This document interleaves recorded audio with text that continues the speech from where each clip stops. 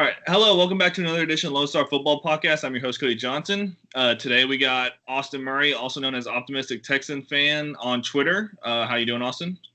Good. How about you, Cody? Pretty good. And then we got Hunter Haynie. Is that how you say it, right? Yeah. Mm-hmm. Haynie back with us. He was on the last video talking about potential head coaches. So that kind of leads us to what we're going to be talking about today. First, we're going to be touching on a little bit on the Nick Caserio hire because I never did a video on it. Been pretty busy, so we're going to do that. Touch on David Culley, and then we're going to touch on the fun stuff, Deshaun Watson officially requesting a trade. So the first two topics we'll go into real quick, be simple. But Hunter, we'll start with you with Nick Caserio. Just give me what your initial reactions were to the Nick Caserio hire, and then kind of how you feel about it now. All right, so my first thought was just me thinking a few years ago we were linked to him, and fans were actually excited for us to get him, and they liked what his potential was. And now everyone was pretty pissed off because same old Patriot stuff, so that's just the narrative that they were rolling with. But when we hired him just now, or a few months ago or whatever, last month, I wasn't too upset about it. A lot of it's unknown, like what he can actually do. He's had his hand in like everything around the Patriots from, drafting and cap management and coaching.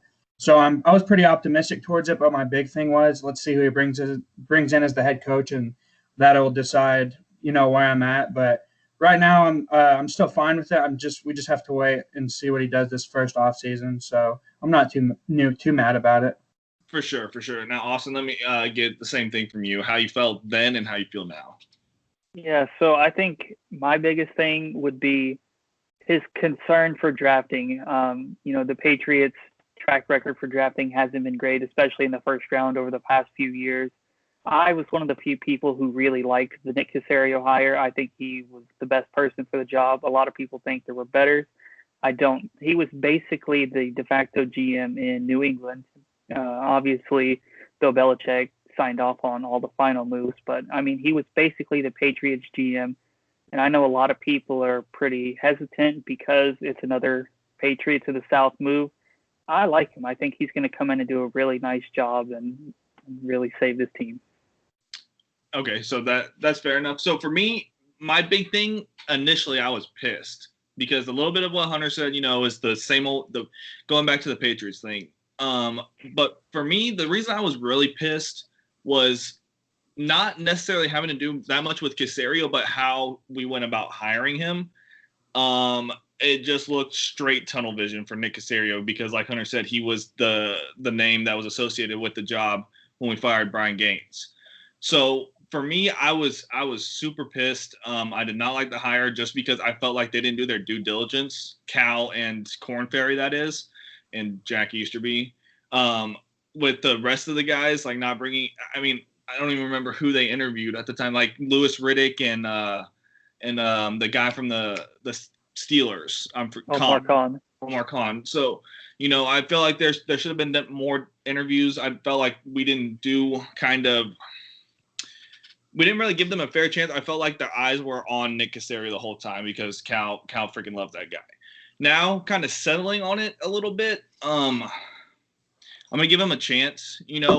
I kind of felt bad for him in his interview because everybody was just like, Jack, and he did his interview pretty well. A few weeks ago after he got hired, I felt like he came on strong, kind of covering for Cal a little bit because that dude, oh my God.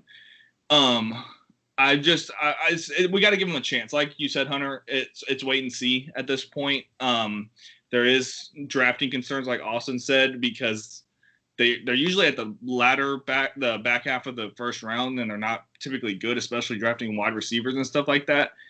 So it'll be interesting to see. I'm going to give him a chance. It's just, I hate to say just wait and see, but that's what it is right now, especially leading into what we're going to talk about next, the Coley hire. Me and Hunter talked about it a few weeks ago. He wasn't on either of our radars. So, Hunter, I'll give you the go. What was your thoughts on the Coley hire? Well, I personally hate it just because of everyone that, could have been considered. And, you still had Uberflux there, and you still had EB And pretty much EB it was rumored that he just wasn't interested anymore. So that just shows just how badly run of an organization we are right now, is that we just scared away so many coaches. It's also really weird that Deshaun might get traded and we hire a 65-year-old coach to go into a potential rebuild, which is weird. But talking about the guy himself, it seems like he's a really experienced guy and players buy into him. But he's just not landed a bigger gig anywhere than what he's been doing pretty much. And, it's just concerning that no one else interviewed him and he's never been considered. But if his biggest factor is players buying in, perhaps that's what the Texans like the most about him, because the thing that was worst about us is our players just stopped buying in and Deshaun wants out. So I think this could potentially be a Hail Mary kind of hire for a guy to convince Deshaun, and kind of talk about his staff too. Yeah, go ahead. His staff is probably one of the best in this head coaching hire, while the head coaching hire, it's probably the worst. So yeah, I'm a big fan of his staff, so I think that kind of saves the negativity around him. So I think my biggest plus about him is the staff he brought and the potential of players buying into him and him possibly getting through to Deshaun. Right. And then so the big two, the coordinators at least that are rumored, and I think I don't know if it's been the Lovie Smith has been confirmed or not. I know that's kind of the route everybody's expecting, but Lovie Smith as DC and Tim Kelly as offensive coordinator staying another year. How do you feel about Lovie real quick, Hunter? Not a good head coach, but obviously he's great with defenses, and we definitely need an upgrade at defense. And if you bring in a guy that's got experience, and what's his face from the Cowboys is he's bringing with him. Chris Richard was rumored, but they haven't interviewed him yet, so I don't know. Okay, so if he's possibly like secondaries coach, that would be huge. And so yeah, I'm a big fan of it. It's it's a proven guy really, and I think that's definitely what this defense needs. For sure. Austin, let me get your thoughts on David Culley as head coach. I think the name in itself disappointing. I think there were a lot of better names on the table. As for the guy himself, we saw it in his presser. He's a fiery guy. He's a no-nonsense type guy. He's just not going to give you the type of answers you want to hear. He's going to call it like it is. Like Hunter said, his staff is definitely the best part of his hire for Houston. Lovie Smith is an interesting DC, as the personnel the Texans have don't really fit him. So that one is up in the air for me. Coley, I would have preferred to see a guy like Joe Brady come in. I think personally, and this is just a theory, I think David Culley is coming in and to groom a guy like Tim Kelly or Josh McCown specifically to be the coach in the next 2 to 3 years. That's my thoughts. So like a stopgap kind of flip the culture so we can get someone in a couple of years to actually start competing again, something like that. Kind of what you're thinking. Yeah, I can definitely see that. When he first got hired, for me, honestly, I just had no feelings about it. I was just glad the coaching search was done because, we were the first team to fire a coach in week 4, and then we were the last team to hire a coach a week before the Super Bowl. So I was just glad it was over with. I was tired of talking about it. But as a guy, I couldn't really judge because, like you said, Hunter, he doesn't have much on his resume. He was just a position coach. Well, he was assistant head coach with the Ravens, but who knows what he actually did over there. Now, there's been some glowing reviews from people around the NFL. Tyreek Hill came out and said, he learned a lot from Coley when he was the first year when Coley was still there as a wide receivers coach, stuff like that. So again, it's still really wait and see because there isn't much to pick and prod on the guy himself. Like y'all said, Lovie Smith coming in as DC. We'll wait and see. He runs a 4-3 Tampa 2, or that's what he used to run. Maybe he's kind of changed that a little bit since he's been out of the league. He was at Illinois last year, I think. Keeping Tim Kelly, I'm mixed on. I liked what he did in the passing game last year. His running game and the red zone offense was not great, though, especially the run game. I did not like running up the gut when you had backs that were best running to the outside and your strength on your offensive line was your tackles. So I just didn't see what you were trying to accomplish there by running scat backs up the gut. I just saw a little bit too much of O'Brien, hopefully with Coley coming in and learning, having a whole new system that they ran over there and that he's also been with Andy Reid, but also under Greg Roman. So having all that knowledge, I guess, maybe that changes it up a little bit. But, a big thing for Coley that's I've seen a lot on Twitter stuff is, the last year, the Ravens, were the worst. They were 32nd. 32nd receiving offense or something like that? Yeah. They were dead last in the league in passing offense. Right. And to me, I'm not too much worried about that. Lamar Jackson isn't the best thrower of the football. They don't have a lot of talent at receiver. And he's not calling plays or, he's just there to be the head coach and get the guys to buy in, like y'all were talking about earlier. Get the guys to buy in and be the leader of men. Lovie Smith and Tim Kelly are going to be the coordinators, and they're actually going to have the power to call plays and stuff like that. The one thing that is worrying me a little bit, but it's kind of the same thing, is he had 1 year in Kansas City. He was a wide receiver coach, and not a single wide receiver scored a touchdown that year. So that's, not great. But, again, I haven't looked at that roster. I don't know who was on that roster, who the wide receivers were. He's also been in Buffalo. Buffalo is a QB coach, yeah. Yeah. So that's kind of my thoughts on it. I'm just neutral at this point. I really have to wait and see because there is not much to pick and prod. But is there anything else y'all want to touch on before we get to the Watson stuff? I agree with Austin. I had that theory too, that it's just kind of like a culture reset to get ready for, McCown possibly. But we did hire Pep Hamilton to be the quarterback's coach. And I've heard a lot of great stuff about him. So maybe he could end up taking over in a year or two. But I hope Josh McCown's still around because I know Deshaun likes him. Maybe he's the passing game coordinator or something. But, yeah, that's all I got to say. Anything else you want to touch on, Austin?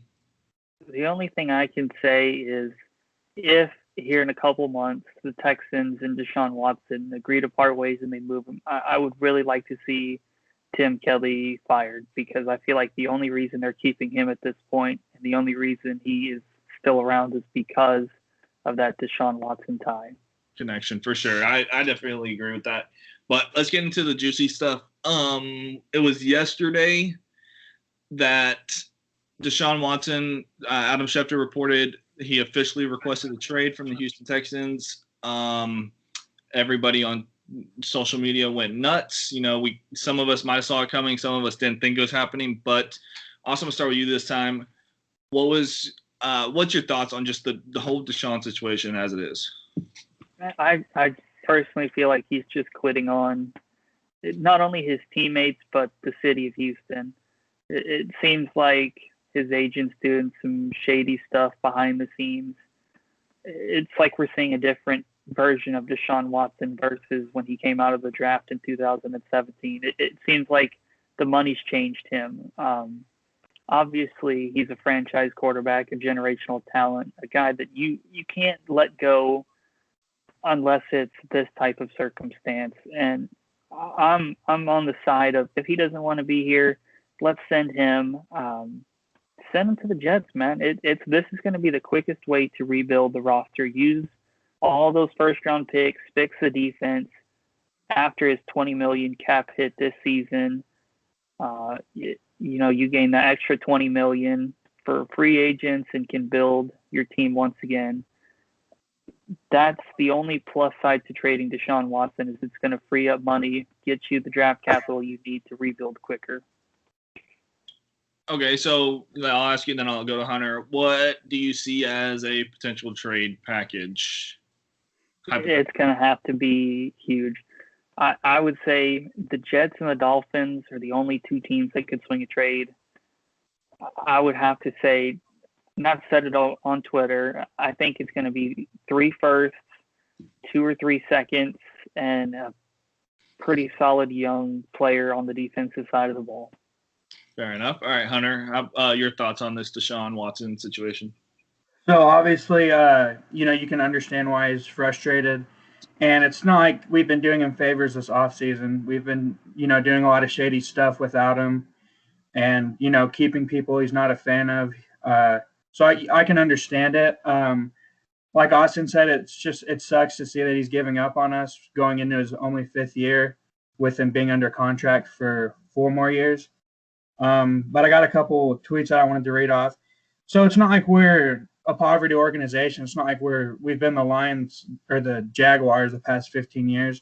This tweet from Paul Papp says most playoff bursts from 2011 to 2020. Number 1 is the Patriots. Number 2 is the Packers. Number 3 is the Seahawks. Number 7 is the Chiefs, and number 4 is the Chiefs, and number 5 is the Texans. So it's not like we're a poverty organization. So I hope whenever they're talking to him, trying to convince him to come back, I hope they bring that up. And it's not like we're consistently losers, and we could get back on track. And another tweet I got is, the Texans built their coaching staff around keeping him back. They got, Coley, a guy who can have players buy in, and they brought his offensive coordinator back, who he's a fan of. They're talking to Josh McCown, who he's a fan of. And I think that the Texans are doing a decent job hiring people who could maybe convince him to come back for at least another year, maybe give it one last shot. But so that's what I have on that. But I hope he stays. But if we were to trade him, like Austin said, one big spot would be the Jets, where quarterbacks are usually go to die. And, the package I saw from the Houston sports radio station, I don't know the name of it. It's 3. What 3? Do you know the name of it? On 610? Yeah. Yes. 610, I think. Yeah. Yeah. They had a trade deal that was this year's first, next year's first, and Quentin Williams. And I think that's a start. But, also the quarterback position is so important that I don't think you can ignore Deshaun for Tua. And, Tua didn't have a good year, but if you're going to have to trade Deshaun away, well, why not get another sure thing at quarterback? He's still a little bit questionable on his playing, but you can see his potential. And, he's obviously a franchise quarterback, even if he has room to grow. But that trade would probably include Tua, this year's first, and another later first for them. But if they were smart, they'd go for their first next year as well. So I hope he stays. But if he has to go, there's a lot of situations that can really help us rebuild and fast. That would be a GM's dream, and also just a dark horse spot. I think the Panthers would be a good spot because it'd be a good place to send Deshaun back home, and they could definitely use an upgrade at quarterback. They got an early round pick this year. Who knows? They could throw in McCaffrey if we asked, and some more picks. Throw us Teddy Bridgewater, who I'm not too high on coming out of last year, but at least you have a bridge quarterback to build around for your rebuild. So that's where I'm at on all that. For sure. For me, I'll start by saying this. I've said for a while that Cal is one of the worst owners in the NFL. That it's everything in the organization starts at the top. It starts with ownership. You've seen teams like the Bengals, the Browns, the Jets have crappy ownership, and then it just trickled down into the GM spot and then to the players, et cetera, et cetera. That's where we're at with Cal right now because he's incompetent. He doesn't know what he's doing. No reason Jack should be here. But basically, I'm just saying that because the Texans front office is very incompetent and they deserve most of the blame for the situation we're in right now. But Watson is not blameless in this. That's where I'm kind of getting with this because there was multiple times he could have done something and he just stayed quiet. He sat there and backed O'Brien. When I know you're in the media, you got to say the right things. But J.J. Watt went to the front, to the ownership and said, "No, you got to get this guy out of here." Deshaun could have done something like that. Deshaun was over there thanking Jack Easterby after he got his contract signed. So there was things in there that he could have done to help maybe fix the situation, and he did nothing. And now he's deciding to quit after he signed the contract. All those guys were here. The problems were here. It might not have been as bad as it is right now, but all those problems were here when he signed the contract. And now he wants to go out. And my biggest thing is if he wants to go to the New York Jets, he is absolutely a quitter. And because you're going to be in the same exact situation you're in right now. You're literally only going there for money. You're only going there for a bigger market. Now, getting into,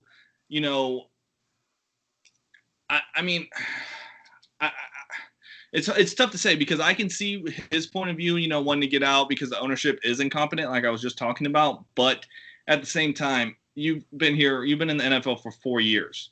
You haven't been J.J. Watt, who's been here since 2011, been putting the team on his back for that many years when we had no quarterback and no offense and doing everything he can to win. And now he decides he wants to go win a ring. You're getting out because after 4 years and not really giving the team. You give him great quarterback play, but we didn't do anything with it. Now, it's not all your fault. It's the team's fault. It's O'Brien's fault. It's Cal's fault. But there isn't a whole lot you gave us at this point. So you quitting on the team and wanting to go to the New York Jets, it's starting to look like you might not have been the guy that we all thought you were. Just my opinion. You can disagree if you want. That's where I'm at on it. Now, as far as trade packages, look, I think he's still going to be on the team week 1. We have never seen a quarterback traded, elite quarterback traded that was in his prime, a top 5 quarterback that was traded in his prime. At least I can't think of any because it's very rare. Teams don't do it because the quarterback position is so important.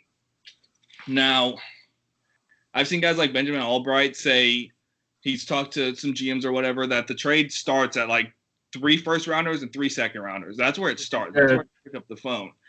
And I have to agree, just because the quarterback position is so damn important. You got Jamal Adams, who was publicly shitting on the Jets, and he got 2 first-rounders. Khalil Mack got 2 first-rounders, then some.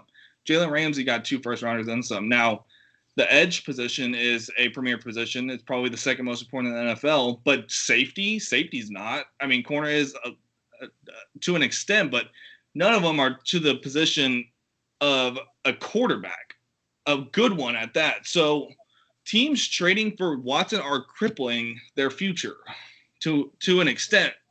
That's why I think only the 2 teams that can make the trade are the Jets and the Dolphins. The only one I think that is going to pull the trigger possibly would be the Dolphins because the Jets are more than a quarterback away. They need a whole lot more pieces that, like I said earlier, Deshaun, if he goes there, is in the exact same position he is now. Mm-hmm. And you can't, with his contract and with no draft picks, how are you going to build that team up?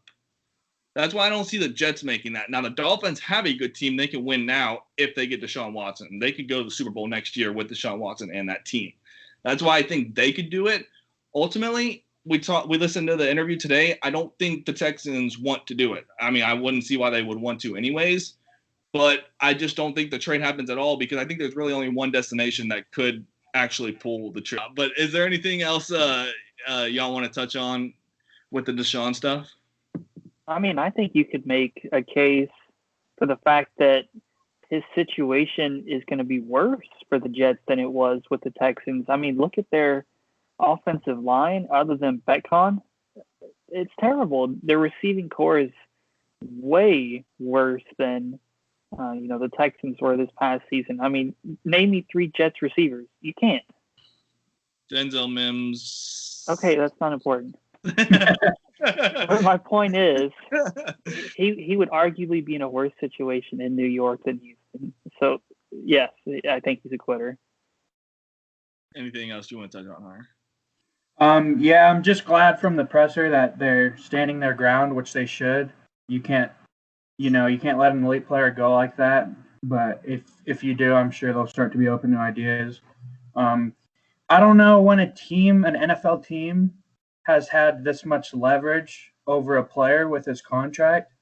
I literally just can't think of it with how elite of a player he is. Right, because I don't think there's ever been a situation like this either. So it'd be kind of hard to to compare it to anything. Yeah. Really. And also, I was going to say, when do you see a quarterback drafted in a top 10 pick that gets traded going into his 5th year and he's also elite?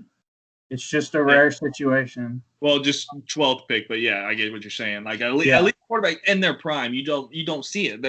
I mean, I saw a tweet today. Troy Aikman requested a trade because he didn't trust Jerry Jones and Jimmy Johnson.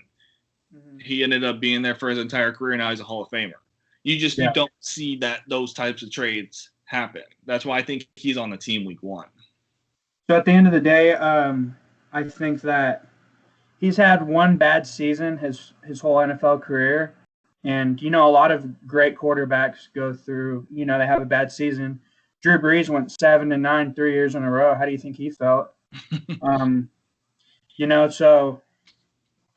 wouldn't go as far as to call him a quitter just because how incompetent we've been, but I understand that 100%.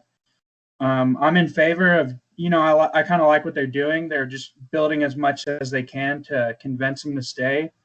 And, even if it's, hey, stick it out this 1 year, we have a plan, go ahead and do it. But if he definitely wants out, I think we should just, it's going to be monumental for us. And, absolutely. Yeah. So. It's getting more than the Herschel Walker trade, which was one of its kind back in the day when that trade was made. But one thing I'll say, because I'm sure it'll be commented down, is that he could sit out. He's not going to sit out for 5 years for one, because we have him for 5 more years, and that the NFL recently made changes to where it's going to cost him a whole lot of money to sit out training camp or mini camp. Then training camp is going to cost like $50,000 a day. And then into the games, it's going to be a large amount of money. Now, he could get it back if he does go to New York, but you're willing to take that risk when we have you on contract for 5 years. So I don't really see him sitting out. I don't know. He could, but I just don't see it. But if it came to that, then I would definitely label him as a quitter. For sure. But that's going to be all from me. Is there anything else y'all want to touch on before we cut this off? Nope. I don't think so. So, man, thanks for having me on. My Twitter is Hunter_Haynie, and I'm trying to just cover it as much as possible and give my thoughts. I'll put both y'all's ads down in the description below. But thank y'all. Thank you, Austin, for coming on. Thank you, Hunter, for coming on. We will be getting into free agency stuff in the next week or so. So y'all stay tuned for that, and y'all have a good one.